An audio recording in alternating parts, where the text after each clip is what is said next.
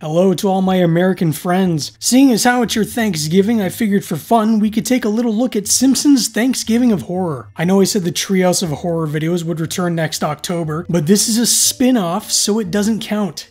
And look, it was either this or Thanksgiving, so I think I went with the better option. There's no such thing as an evil turkey.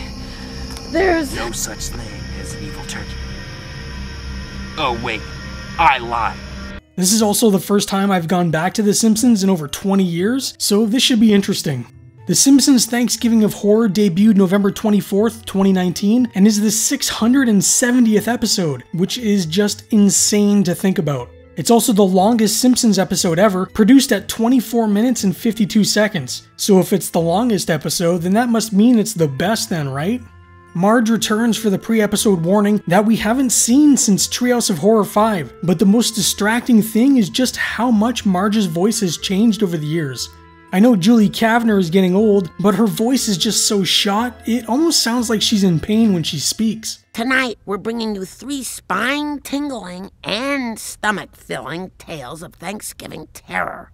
Kang and Kodos also make an appearance so they can talk about oppressive colonizers, which of course they do.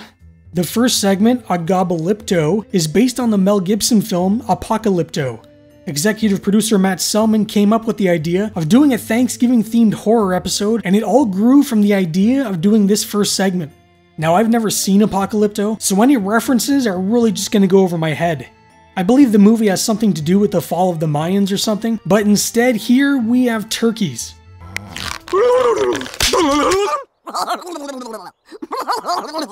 Instead of talking, all the characters just gobble, and they don't add any subtitles either because apparently the producers felt it would be funnier if they didn't have them. The producers said the fans have known the characters for so long at this point, they would know what the characters were thinking or feeling. I do like that Bart's design is just a slightly modified version of the Raven from the original Treehouse of Horror. So Marge lays an egg and all seems well in the town of Turkeyville, well until Ned's wife gets her damn head blown off. Even though it's a cartoon, I don't even know if I can show it. I mean, YouTube has gone hard on the censorship, well, unless you're a grown man shaving his ass and calling it educational, then you're free to do whatever. In an attempt to save their eggs from the pilgrims, Homer gets snatched up by Wiggum and brought back to the village, where it's just a montage of turkeys getting stuffed and prepared for a good Thanksgiving feast. Before Homer can be brought up on the chopping block, Grandpa Simpson gets his head chopped off, but because he's walking around headless, Milhouse takes this as witchcraft, I guess, and just decides he's gonna torch the entire village to cleanse it of the evil. Compared to the early Treehouse of Horror episodes, they definitely crank up the bloodshed in this episode. Lots of decapitations, but it almost feels like they're relying on it a little too much because there really isn't much of a story. So Turkey Bart frees Turkey Homer, and I'm starting to wonder if I shouldn't have just made a video on Thanksgiving. Wiggum chases after Homer and Bart until he eventually has Homer cornered, but somehow Homer is easily able to outsmart him, causing him to fall off the cliff. Thought thou could killeth me, didst thouest? Somehow he survives and has taken possession of the Simpsons' egg. Well, until they come out with a grizzly bear who just straight up mauls him. Why the grizzly would ignore the 4 turkeys that just came in his den, I have no idea. Of course the egg hatches into Maggie, and Turkey Homer reflects on the doomed future turkey's face going forward, as every year they'll be eaten so people can give thanks. The segment was done as a way to put people in the shoes of the turkeys that get slaughtered, according to the producers anyways, but the whole thing is just kinda dumb. Nothing about it was funny or all that interesting, and the fact all the main characters did was gobble the whole time got really annoying really quick. But this was just the first segment. I mean, it gets better, right? Oh, and one thing I should mention, unlike the Treehouse of Horror episodes I've covered, this Thanksgiving one appears to all be written by one writer, Dan Weber. Or at least he did the majority of the writing, and I think this may play into the quality of the overall product. Previously, each segment, including the wraparound, would have its own writer or even 2 writers. The next segment, the 4th Thursday after tomorrow, is a parody of a couple Black Mirror episodes, White Christmas and Nosedive. I've seen neither of these episodes as well, so this should be interesting. So in this, Marge is an AI. Well, it's not actually Marge. Homer sent in some of her DNA to a sketchy company, and they sent back a kitchen AI. Apparently this will help the real Marge cook Thanksgiving dinner, but the AI believes it's actually Marge. So this says I can make you experience 2 weeks in there in only 2 seconds out here. So Homer sped up time inside the AI so that it can experience nothingness, thus wearing it down mentally so it will do anything and everything they ask. And remember, this AI believes itself to be Marge. It has feelings and emotions and everything, so it literally just sat by itself for what felt like months with absolutely nothing going on around. It seemed to work though, and AI Marge and the real Marge start working on lunch for the kids. They actually managed to get a chuckle out of me, and all they had to do was run over Mole Man. Marge starts to despise her AI clone though, because it literally knows every single intimate detail she does.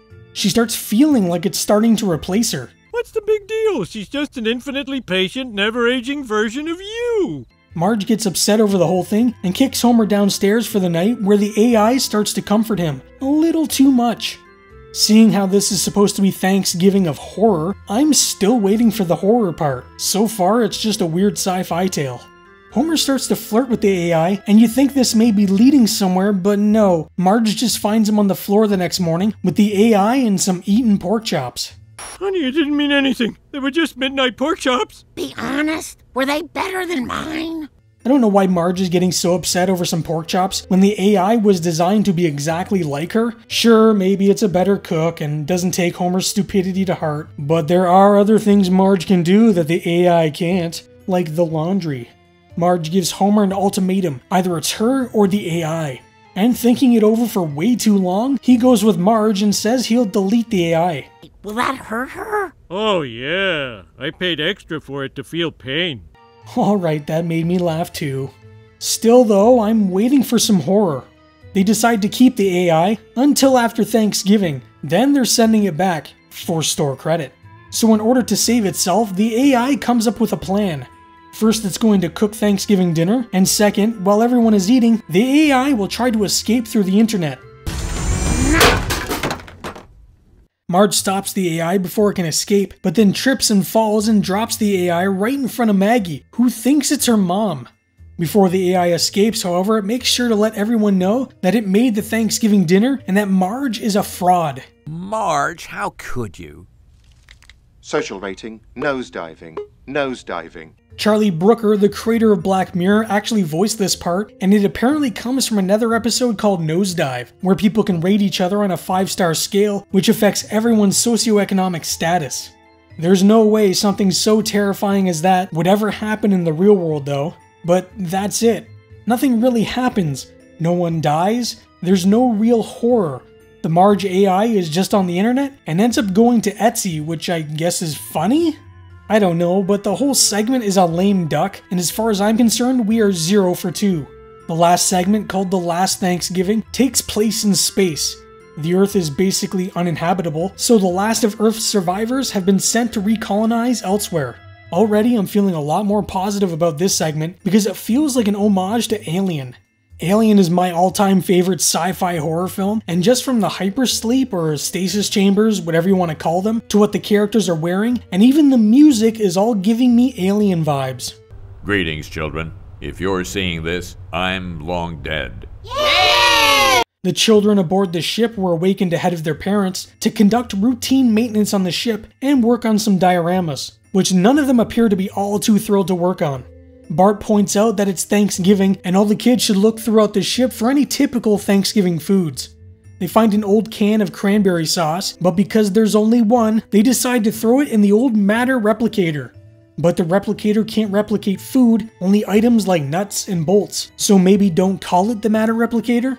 Also, I would rather have a replicator that can recreate food before I had one that can make me a new hammer. Of course, things go awry, and the cranberry sauce comes to life.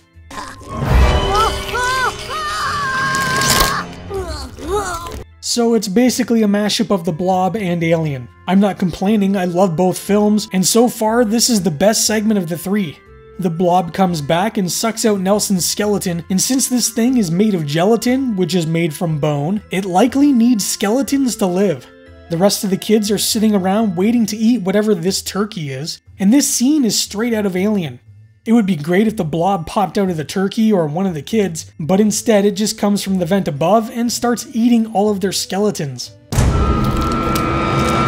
The remaining kids all hide away in a closet when Martin Prince knocks at the door, telling them he has an escape pod and they can get the hell out of there. But what about all their parents who are still in cryosleep? Behold, a perfect can for the perfect organism! Martin locks them in the room with the Blob and reveals himself to basically be the Ash character in Alien, admiring the beauty and hostile nature of the creature. Although Ash was doing it because he was a programmed android by a corrupt company, Martin on the other hand just wants to become one with the thing, which is kind of weird.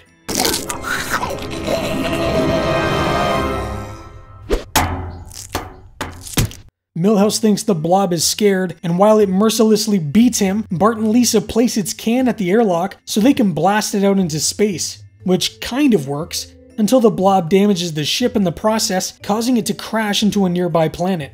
Somehow their family all survived the crash, except the cat, whose pod didn't work, I guess. The Blob isn't finished though and makes its return, but before it can do anything, native aliens arrive and the Blob just sort of jumps into their bowls.